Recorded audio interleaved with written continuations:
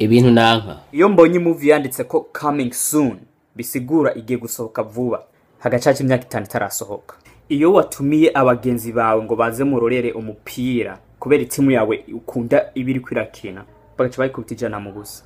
Iyo ndungikiye umuntu message akansubiza haciye iminsi ndo. Iyo weretse ikintu umuntu wibaza ko gitwengeje ariko bo ntibatwenge. Iyo pasteur ahejeje gusigura hama gaca avuga ngo ngomba ndabahe ibitekerezo. Pasteur no genda shonje. Iyo nagiye kuraba umuntu yibarutse hama umwana wiwe akananira gutandukanya ko ari umuhungu canke umukobwa. Asana se wiwe. Rabivyo biguvu Rabino kuri Numukobwa. Iyo ndiko ndasamura hama umuntu agacaza akavyonona. Yo siri. No gutabira. Iyo umuririmbyi nkunda atangwe guhindagurika. Ejo yari umuraperi, no musari ko ari z'Imana, ejo n'umurastamani, bwaca soma Bibiliya, bwaca gasoma Korowani. Iyo ngerageje kwereka umukobwa ko ndamukunda ariko ntabibona. Nakuzaniye agakaye. Urakaze. Nta kibazo. Nakuzaniye movie. Urakaze. Nakuzaniye agashugwe. Urakaze. Ndagukunda. Iyo kw'ishure baguhaye konje kuwa mbere, kuwa kabiri, kuwa gatatu, kuwa kane, ariko kuwa gatanu ukaja kw'ishure. Iyo ndi mu ishure ari je nyene ndi umunyafrika. Hama umwarimu yavuga izina Afrika, abanyeshuri bose bagahindukira kundaba. Iyo nicaranye n'abantu 100 ntazi n'umuntu numwe.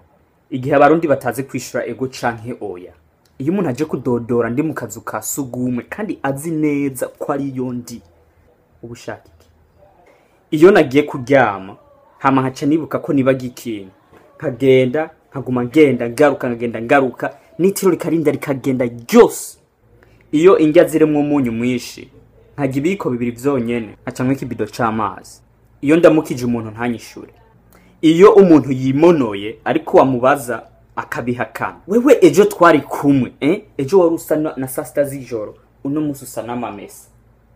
Iyo ndiko ndatwaza muri highway, umuntu akancako agaca twaza buke gusumba ko nariko ndatwaza. Iyo ndiko ndumviriza indirimbo nkunda n'amayekuteri nasize ko umuntu agacaza aguma bazagiza ibibazo. Iyo umuntu yamaza kunsaba iyo ndiko ndarya kira kintu cyose n'ibinini akansaba. Iyo umuntu adashaka kunyishura amahera mfitiye.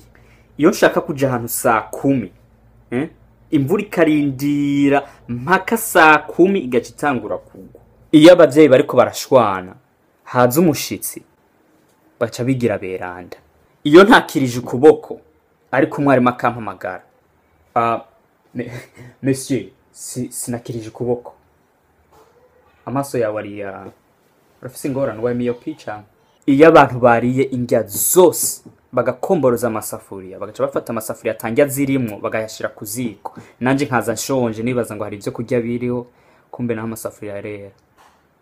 Iyo wapanze imigambi n'abagenzi bawe hama bagaca bayipangura wewe uza wahejeje kwitegura. Iyo abantu bama bivugisha ngo jemwe ngo nta congereza nzi ngo nta na good morning nzi. Really nigga?